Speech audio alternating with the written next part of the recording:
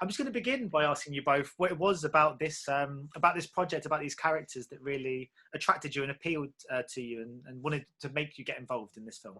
Yeah, when I first read the script, I completely sort of fell in love with Maggie, her passion and how she's sort of searching for connection in Bernard, and the fact that they have this very special journey, and also as an actress is a massive challenge doing a feature-length two-hander that is essentially dialogue. So that appealed to me as well. But I mean, she's just incredibly open and available with how she feels, and I thought that that was quite special. That similarly, it's so funny. I haven't done this yet. Similarly,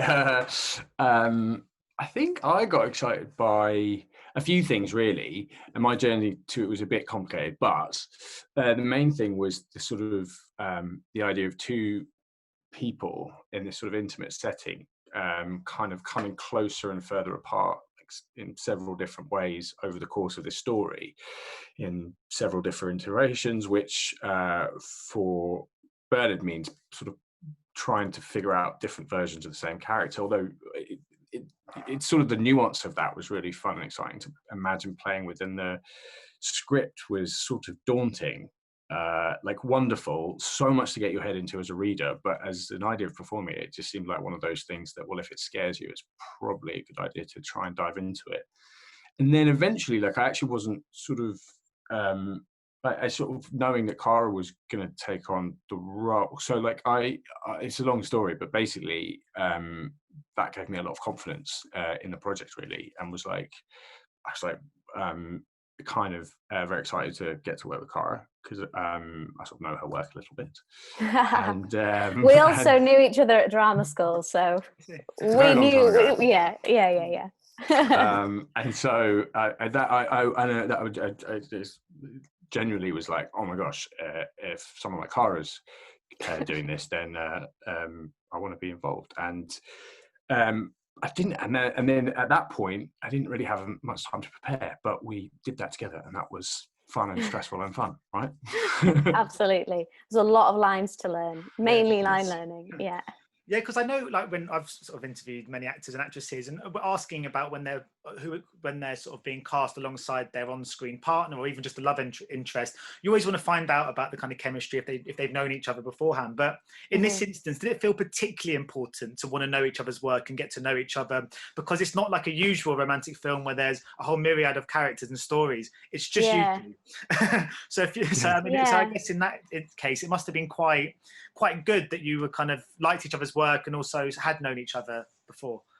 Yeah, so I mean, so we met each other when I came to London when I was 18 and went to drama school, and we sort of hadn't seen each other since then. But I think it's so important to sort of trust in the person you're going to be working with, that they're going to have the same approach as you will, and also trust in their work. And like Gethin had said, I already knew his work and I knew he's very good. And as soon as we actually sort of met to chat through the script and the story, it was very clear that we both sort of had the same goal of, you know, really working on what's going on between these two characters, and in a story that has so many massive themes about science and philosophy and the universe, how important it was to really focus on what was going on between these two people, and that's something that we worked a lot on and really strive to have sort of, well, I did anyway, the forefront of my kind of attention as I was approaching the role. Do we call it mining for special? Oh yeah, we did. We had a thing because there was so, I mean, you work hard on every project obviously, but this one had a special requirement of having to, you know, such a dense script and really knowing where we were, and with the different versions of each character and different possible iterations of them, we really had to keep track. And because we were sort of living and working in this chateau, what was amazing is that Gethin and I could spend so much time really going through the script and working on stuff, rehearsing together before each day's filming. And we had this phrase, we called it mining for special, which basically meant, you know, in these scenes, what is that special sort of nub of what's happening, and we'd sort of try and find that in every single moment. So I guess in a way to keep the audience's attention, because I would imagine, even from me, I would think it would be quite easy to drift off if someone's talking about Descartes and all sorts of science and whatever. You know, I don't think you have to particularly be interested in the universe and science to be interested in this film, because it is about two people connecting, and that was what we sort of made our main thing. Mining for special. I felt like I did learn stuff about the universe. It's actually, I thought it was quite, good. it was quite educational, actually. I I'm started glad. Googling things afterwards, like finding out that a year on Mercury is shorter than a day on Mercury. Did you know that? I found that out today. I didn't, but the thing is, Yeah. I could have learned it. I may have learned that when I was doing my research for the role, but unfortunately it's all disappeared from my brain. I did a lot of science reading and all sorts. I really did know about everything that Maggie was talking about, but like the lines, they have all disappeared from my brain. Yeah, but I was wondering too about, because I saw shades of the Before trilogy, you know, the Richard Linklater films, I guess, in how the two characters were kind of, it was quite just very much about conversation, and lots of it was just them walking around. I was wondering if you had any kind of reference points, any sort of romantic films or any couples, on-screen couples that you used to kind of help get into, to help as a reference point, to help you sort of when you're researching and practicing for these parts. That's a really good question. I don't know about you, Cara, but I don't think I had like we definitely at some point mentioned the Before series, I think. Yeah, maybe in conversation with Oliver. That trilogy, I think, was kind of helpful for me in terms of trusting that the concept would work, that it is just amazing to watch two people sort of sparking off each other for the length of a film. I mean, we're sort of a bit more in one place, but that I did, you know, I've seen those films and love them, and I think that is kind of a helpful reference, although we're just in one place, whereas they get to travel around beautiful cities and things. Yeah, talking about being in one place, I was like, because I've been on movie sets before, and I spent a week on set earlier this year on a TV series, and we were there for sort of 4 days, and then we moved up and moved to another location, and there was a real sense of like people quite enjoyed the kind of picking up and moving, because it felt like it was every day was new. And I was just wondering about, you guys were in the same place pretty much throughout the whole of this, so just wondering how you kept things fresh, because you didn't have that kind of moving locations and having different trailers or different, you know, kind of environments to go and work in. It was all quite single location. I was wondering how that was for you guys as an experience. We were in one location, in strict terms, I suppose, but it is one of the more beautiful places you can be in the world. So that helps. And also the sort of the course of the movie is Bernard being guided by Maggie around this space, and so actually, and the other thing is, in movie making terms, this was made in a second. You know, we did this in a few short weeks. So in that sense, I mean, each day we got lucky with the weather, so we had to be outside for the first portion, and that was kind of really wonderful, sort of fresh air vibes. And then there was a few days in a row where we had to be maybe in the attic. I think that was probably the most still it felt. I don't know. Yeah, it was interesting because I think the chateau is so incredibly beautiful, and the grounds, and also I think plays a huge part in the film. It's almost like the house is the third character sort of thing. But what it did mean is that it helped this sort of intense focus on the story and where we were, and the detail of each room in the house and each bit of the grounds suddenly became really important and really big. So there's no car chases and we don't fly off somewhere, but we really invest in each individual little bit of space where they're talking, which is unusual, I think. Yeah. Did this, because you mentioned obviously to go to drama school and stuff, did this was this one of the projects that most took you back to that period? Did it, in the sense that it was quite like a stage production, in the sense that it was just, for so much of it was about learning lines, and there was long takes, and it was all, like I said, sort of only just 2 characters, mostly a sort of single setting. Did it feel quite like going back to your roots in some regards, because it felt quite akin to stage performances, I'd say? Well, it definitely requires you to really challenge your skills and sort of how you approach work and how you'd approach a text. I think definitely had to sort of like use sort of every trick in the bag to try and create what we created. It was funny because there was one scene or one chapter of the film where we are in the attic, as Gethin just mentioned, and that essentially is kind of like a 15-minute long scene, and we shot that all in one take. So pretty much when we did the crew show for a rehearsal, and then every single take, we're running the entire scene all the way through, and it's so rare to have something that lasts that long when filming. So it did kind of feel like doing a play, which we sort of remarked on at the time, which is made it different than usual, I think. The process in general, obviously we had a couple of days to rehearse together, which is more like theatre than film tends to be nowadays. And so that kind of felt more in that tradition of actually running it through and figuring it out several times. And then, as you say, like there was the attic sequence, which we actually played out as a much longer scene. But also, Cara was very wonderfully supportive because I came to it so late. Getting on top of the lines was difficult. So we actually worked together most days going over the lines. And also, Cara just had so many. Like, I'm sure it was no bad.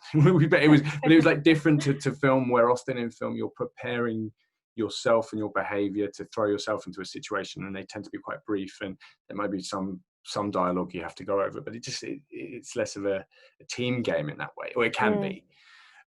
So yeah, it was kind of between two worlds sometimes. Yeah, I think actually in terms of how we rehearsed, it was a short shoot. It was 3 weeks, and we'd be up in hair and makeup, costume, out filming all day, and then when we finished, because amazingly we were in the same place, we would finish, learn lines, go have dinner, go to bed, start again. And it's not, I keep saying the phrase learning lines, but it was more working on the scenes. And I think the fact that we did that together, absolutely, you can me watching it when I've seen the film can see that work there, but it is kind of reminiscent of finding your scene partner at drama school, at lunchtimes and in the corridor, being like, okay, we have to work this, and how do we make it into this? And it was amazing because Oliver Krimpas, our director, really trusted us to do that and to find the moments that we thought we could find that were special, and he sort of let us have a lot of creative freedom there. Yeah, because of course you both have been on huge TV series where there's been thousands of people probably sometimes on set on any given day, and there's kind of everyone's got a job, and I've been on a set of TV series of those kind of nature, and they are huge and manic. In some ways, is this a bit of an antidote to that, to make a film? I'm assuming you probably knew a lot of everyone on the crew's name. And in some there was ways, 12 of us. Yeah. So there was literally there was 12 people and that's production, the entire crew, absolutely everything. Oh no, there's 13, because we had also someone who was we were all staying there, and she cooked our food, and we would all eat together. There's no going off to your trailer to wait for your call to have your lunch or anything. We were very much like these 12 people, 13 people. We were there having breakfast on set, having lunch on set, having dinner all together. And you really did know absolutely everyone. And we also had the family who lived in the chateau and their lovely dog. Wonderful dog. Gigi, who was just, oh my gosh, that really was very helpful. Yeah. And they also had a cat, which is unfortunate because both Gethin and I are allergic to cats. So whenever the cat came near, it'd be like, no, hold up, cat's coming. But having sort of said that, despite this, there must be so many great benefits to having kind of but to being on sets like this compared to, say, Game of Thrones or Downton Abbey. What a great learning curve with those two series must have been for you to be thrown in as actors into such a huge world, you know, and also with an audience that big. Must have been it must be great experiences you must both cherish so much. Terrifying. I mean, even back in it. I mean, the thing with my experience of Thrones is that obviously shooting in the first season, I knew it was HBO and it was a huge production. I didn't quite know what was going to happen with the show, which is still kind of overwhelming, really. But I do remember, being absolutely terrified, and I kind of owe that show a lot of thanks, really, for the learning, because it was like doing a screen acting course for a couple of years, and hopefully I didn't mess it up too bad, basically. I mean, like Gethin said, he joined in the first series, whereas I started in series 3 of Downton Abbey, so I already knew how massive that was. So it was terrifying for that reason, but also because it was my very first job ever. I'd never been on a film set before, so I had absolutely no idea what to do. But luckily everyone was very helpful in sort of teaching me the ropes and figuring out how it works. But it could not be more different than filming around the sun. I mean, literally could not be more different. And yeah, I just wanting to just sort of tie in with Around the Sun is because obviously he's a location scout, which has always been like my dream job. I just love this idea of traveling around the world just to look at places and go, yeah, I can picture a scene. I mean, I know it's really hard. I'm aware it's like a tough job, but it looks like a dream to me. I was wondering. No, you're so right, and I know, and you should be careful, because you're right. I'm sure that it is very challenging, and there's a lot of responsibility involved, a lot of like really probably very complicated risk assessment kind of stuff to it. But also, they get to fly around to really cool places. I always thought that about, especially the Game of Thrones location scouts. I was like, they've literally flown everywhere to find these places. But no, I think it's. I as soon as I sort of started getting into the script, I have some dear friends in that sort of produce films, and got a couple of phone numbers and asked a few questions around about it, because it's genuinely a fascinating job. But as it pertains to the story, it's kind of a setup for why he's there, and he's also a sort of tech entrepreneur and sort of secretive heir at some point. So there's lots going on. Because I was going to follow up the statement of just saying it's my dream. No, it's fine. No. I just jumped on you there. No, that was good. I agree with everything you said. It's just, it looks like a dream. That, and I think being a football scout, where you also just get to travel the world and just. You just like scouting. That's your thing. You just want to scout stuff.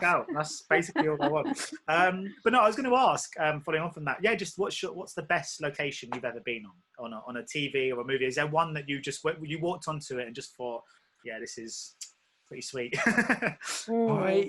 I have quite I mean, apart from the incredible Caravaggio lit sets of Day One on Thrones, which was a special memory, I got lucky and got to film in the south of Italy last year, and sort of feel quite strongly that everything ever filmed should just be shot near Agropoli, where I can eat the food that I got to eat there, hang out, and just sort of.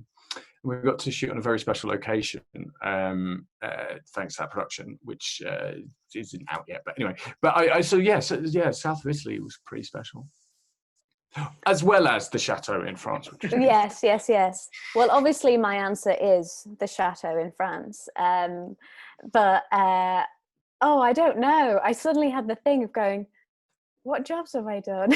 And like going through my CV in my head. Halifax. Yes, up in Leeds, yes. No, I think not the most amazing, but some of the most unusual sets is when I'm filming on boats. I did a series last year called Zomboat, where we filmed almost essentially exclusively on a canal boat, which was a very interesting experience. And I also filmed on a boat in Ibiza. That was pretty nice. So maybe I'll give that. There was a sunset. Yeah, it's all coming back to me now. That one. Because obviously I was saying it's one of my dream jobs. What was your? Obviously, I know your acting is a dream job for so many people. But did you ever have a kind of a backup job Was there like that in mind, you know, and a sort of was there anything at school or anything you guys thought of when I'm older, if acting doesn't work out, what I might want to do? I actually wasn't a backup job, but acting is the backup really. I seriously I joined the Air Training Corps when I was a young boy, I guess you'd call it, and wanted to be a fighter pilot. Then swiftly got type 1 diabetes, which it doesn't preclude any diabetics, young diabetics out there. You can do anything you want, stay healthy and all that. But flying fighter planes is problematic. So they sort of told me that, and I was like, oh, okay. And then I realised. Yeah, well, the thing is, I realised that the reason why I wanted to be a fighter pilot was Top Gun. So maybe, and the reason I wanted to be a doctor then was ER. And then I was like, man, the reason I wanted to be a firefighter was backdraft. So I was like, maybe I'm looking at this the wrong way. And if I pretend, well, maybe you could still be a you know, all of those jobs, but just in movies. Yeah. So you could still fulfill your dreams, but through the prism of a character. That is the brilliant thing about our job, is you get to sort of live out your kind of dreams like that. I think there was a time when I was very young that I wanted to be a Blue Peter presenter. Awesome. Which I think I would be brilliant at, and go off on adventures and stuff. Thank you very much. But the other thing that I was always really passionate about was art and drawing and things, which interestingly enough during lockdown has sort of resurfaced. It's something I've been able to focus on again, which is fun. But it was from being a teenager, it was very much I wanted to be an actor, and I moved to London when I was 18 to go to drama school, and kind of the rest is history. But I don't know, maybe Blue Peter presenter is still out there for me. I don't know. So yeah, because that's when did you both sort of come to the realization that you are an actor? Because I've got a couple of my cousins are kind of in the drama school phase. They've had a couple of small roles and stuff like that, and I just feel like it's one of those jobs where when people say what do you do, there's always a hesitancy to say I'm an actor because it doesn't feel real. It seems for quite a few years. I'm just wondering when you had that kind of moment of realization when you went sort of hang on a minute, this is my job, this is my career. Do you remember when that kind of sunk in? I mean, there's an element of it that never really feels real. I always finish a job and I'm like, well, that was fun. I guess I'll never work again now. Which I think is sort of like a thing that plagues lots of actors. I don't know. I think in terms of like the people you're talking about, they can say they're an actor. I mean, if they're an actor, they're an actor. The thing about being a professional actor is you spend a lot of time not actually doing any acting, because even at the height of success, there are breaks between projects. So you kind of just have to get very good at, you know, doing other things in the meantime and managing that. But I mean, I guess of my first job, I felt like I was an actor, and then I still am. I definitely sympathise or empathise with that feeling of like, you know, the bit where I was saving up to go to drama school and working behind a bar, and you say to you know, other people that, you know, that's what you are, and you can sort of see the skepticism in their eye. But any professional in this industry, any freelancer knows that there will be times when you're not physically doing the thing that is who you are. But the other thing as well is the flip side of that is like amongst ourselves as a community, like, you know, no one has to pay you to do it. You know, you can go and set up community theatre groups, and you can do it. So like, I think there's an element of of like, you can be what you want to be, and yeah, I'm not saying it's easy, and I'm not saying that's available to everyone as a possibility, but it's being involved in a craft, and you can practice that. And in fact, it's kind of more as important to practice it when you're not being sort of employed to do it, by connecting with others and just be part of telling stories in weird and wonderful ways, and then that will inform your work and stuff like that. I actually do think it's kind of hard on sort of actors as you're coming up, because it is one of those professions that as soon as you do say I'm an actor, people go, what have you done? Been in anything?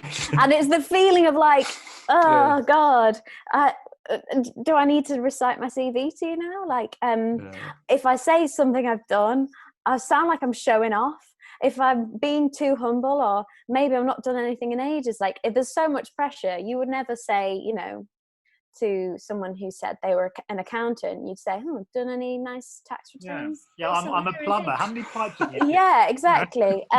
Which, I mean, we are so lucky. Anyone who is lucky enough to do what we do and be able to sort of like afford to do what you do and keep working is such an incredible privilege. But I do sort of remember those times of sort of being younger, and it's one of those things where they say, you know, you feel like you have to justify the fact that how you're able to be an actor or why you are an actor. Whereas, as Gethin said, if you want to be an actor, you're an actor. So.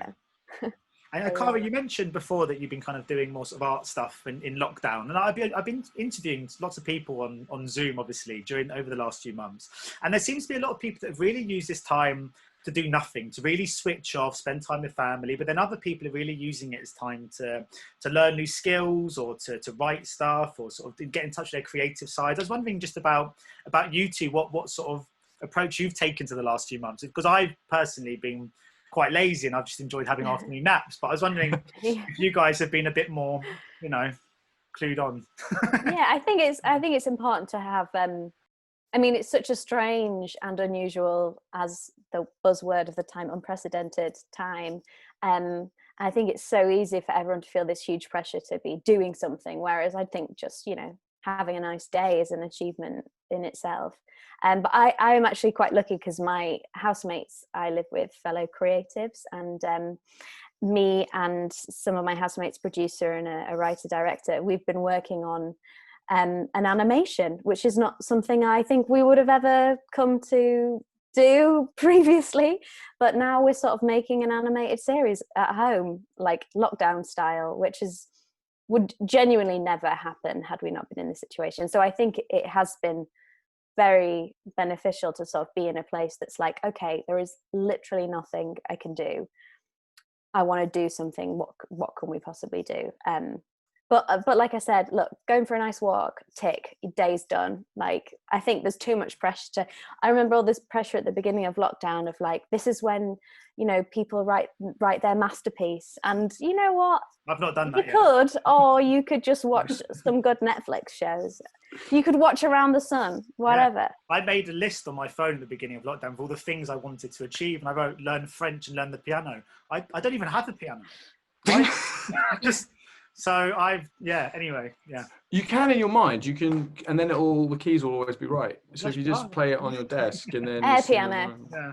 Are you saying what I've written isn't my masterpiece? Is that what you're saying, Cara? No, what I meant was, the caveat was, actually, aside from Gethin Anthony, who has officially written his... He's written? But I haven't written it. I can't even say it. Had written his masterpiece. So watch out, world. So have you've written something over lockdown?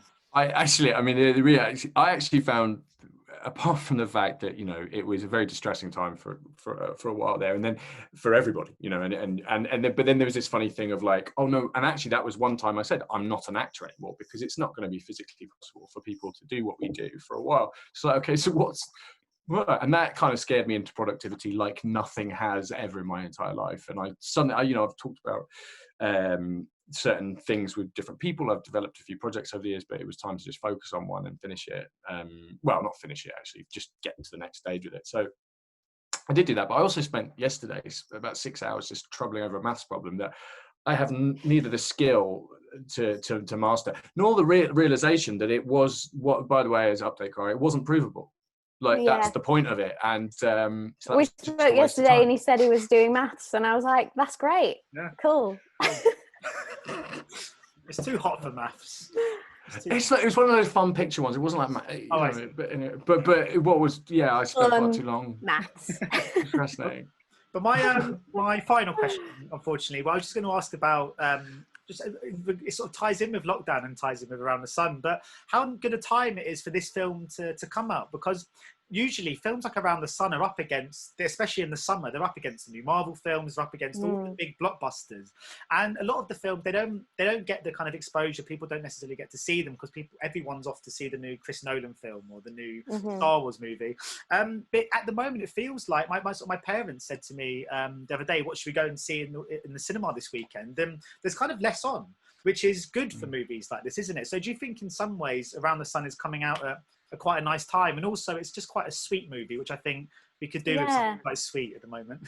I agree. I think I mean, it's getting a small cinema release. You can look on, been told to mention this, www.aroundthesunfilm.com, and you'll find out where it's showing for real in some really cool cinemas, especially in America. And in terms of everything being available on demand and online, I do think this is actually a great time, because people are looking for something. People have watched all of Netflix and they want to, find something else. And because it's such a focused film and it's quite intense with this story, I think people are sort of well placed to sort of just settle in and really get into a good story at this time. I think one of the things that can come out of our sort of developing relationship with how we discover film, a very unintended consequence of this whole sort of year is that it would be great for films like this that are made by independent producers that put a lot on the line to get stories made and out there, is that we as an audience like look around a bit. And I think that would be good, because how we discover that films exist, I guess it is all online now. And so the fact that we can access films quickly, and then for these smaller kind of homespun, really generally homemade films in the sense of, passionate people behind them, but not supported by a big, marketing push or anything. Because even films like this do live on Netflix, a lot of them, or Amazon, or all these places that we're going to be on. But and there's lots of them, and it'd be great for people to look around and find them. And ours is a particularly sweet one, and definitely one to enjoy with all the family. So that's kind of cool as well at this time. I think it's a nice feeling to be a part of it. Well, on that lovely note, thanks so much for your time today, guys. It's been a real pleasure. Thank you. And hopefully, I was going to say by the time, maybe like the Before trilogy, maybe there'll be Around the Sun too. Around the moon. Yeah. Around the moon. Around the world. But yeah, best of luck with the release and stuff. And I'm sure thank you. In the future, when you've got your animated series and when you've got your new screenplay, exactly. We'll be able to do interviews like this in person, hopefully. Absolutely, for sure. Yeah. All right, guys. Well, thanks so much. Cool. Very much appreciated. All right, cheers. Bye, everyone. Bye. Ladies and gentlemen, you're watching Hey You Guys. Hey You Guys, huh? Hey You Guys. Is that from the Goonies? It is indeed, yeah. Nice. Hey